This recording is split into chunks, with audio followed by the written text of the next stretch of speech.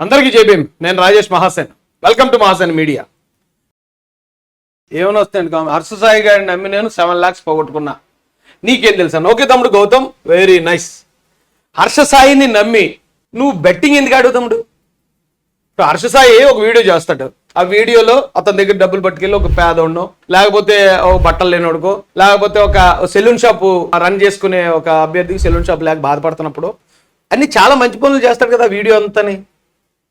అతన్ని చూసి అరే మనం కూడా ఇలా చెయ్యాలి, మనం కూడా లేదంటే యూట్యూబ్లో పెట్టుకుని రెవెన్యూ తోటో లేకపోతే మరో డొనేషన్ తీసుకున్నాం మనం కూడా మంచి చేయాలి అనే ఆలోచన రాకుండా అతను ఆ వీడియోలో 30 నిమిషాలు 40 నిమిషాల వీడియోలో మధ్యలో చెప్పే ఒక 4-5 సెకండ్ల వీడియోని చూసి ఎందుకు ఇంప్రెస్ అయ్యాం?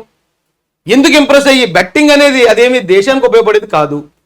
బెట్టింగ్ అనేది నువ్వు డబ్బులు పెడితే ఆకాశం నుంచి అయితే డబ్బులు ఊడిపడవు, ఇంకొకటి జేబులోంచే రావాలి మనకి. భూమిలోంచి అయితే డబ్బులు పుట్టవు, ఖచ్చితంగా ఇంకో కుటుంబం నాశనం అవ్వాలి. అంటే నువ్వు బెట్టింగ్ పెట్టి ఇంకో కుటుంబాన్ని నాశనం చేయనే ప్రయత్నించావు. అది నీకు జరగలేదు కాబట్టి, అది నీకే రివర్స్లో వచ్చింది కాబట్టి నువ్వు బాధితుడు అయ్యావా? ఇలాంటివి నా దగ్గర చెప్పకండి తమ్ముడు. నా దగ్గర కొంతమంది వస్తూ ఉంటారు, ఏదో నేను లవ్ చేశానన్నా, మోసపోయానన్నా, నేను ఈరోజు ప్రెగ్నెంట్ అన్నా అని వస్తారు. వాళ్ళకు కూడా చెప్తాను, జనరల్గా ఎవడన్నా అయితే అయ్యి బాబా అంత అన్యాయం జరిగిందమ్మా నీకు ఎవడమ్మా అని లేచిపోతారు. నేను ఏం చెప్తాను తెలుసా? ఓకే మా లవ్ చేసావు, లవ్ చేసినప్పుడు లవ్ దాకానే ఉండాలి కదా. ప్రెగ్నెన్సీ దాకా ఎందుకు తెచ్చుకున్నావు? పెళ్ళి అయ్యేదాకా ఉండొచ్చు కదా. నువ్వు ప్రెగ్నెన్సీ దాకా తెచ్చుకున్నట్టు అది నీ ఇష్టపూర్వకంగా కూడా జరిగింది కదా.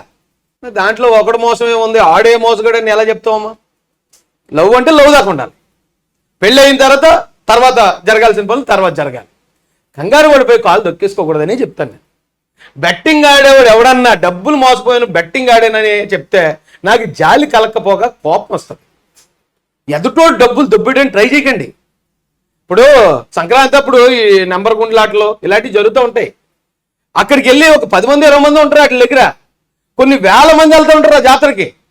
వాళ్ళందరూ కూడా వెళ్ళి చక్కగా అక్కడ ఉన్నది ఎంజాయ్ చేసి ఎన్విరాన్మెంట్ చూసి అక్కడ ఏమన్నా కొనుక్కుని, లేదా ఖర్జూరం పళ్ళు కొనుక్కుని, లేదా చిన్నపిల్లలకి ఏమైనా ఆట వస్తువులు కొనుక్కుని పోయేవాళ్ళే ఉంటారు మిగతా వాళ్ళు. వేలాది మంది వచ్చి ఆ పని చూసుకుని వెళ్తా ఉంటే 10 మంది మాత్రం ఇక్కడ ఎందుకు ఆడతారు తెలుసా? ఎదుటో డబ్బులు దొబ్బేద్దామని. ఆ డబ్బులు వచ్చితే అబ్బా చాలా ఆనందం, మన డబ్బులు పోతా. నెంబర్ గుండ్లో మోసపోయాను నేను. గౌతమ్ అస్సలు వద్దు, అస్సలు వద్దు నాతో ఇలాగా. ఆ 7 లక్షలు ఏదో మోసపోయే బదులు ఆ 7 లక్షలు పెట్టుకెళ్ళి ఎవరికైనా సాయం చేయొచ్చు కదా అని రంజిత్ గారు అన్న చెప్తే నువ్వు కూడా ఫేమస్ అవుతావు కదా.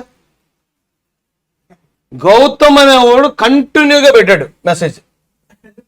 అంటే ఇది సంథింగ్ ఇస్ దేర్, సంథింగ్ సామ్రాట్ నువ్వరే. ఓరే నీ సామ్రాట్, ఒరే మా దగ్గర చేయకండి రా మొబైల్.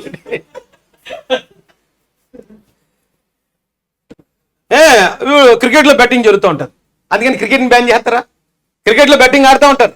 ఆడేది నేను 10,000 వస్తానంటాడు, వస్తే 10,000 వస్తుంది, పోతే 10,000 పోతుంది.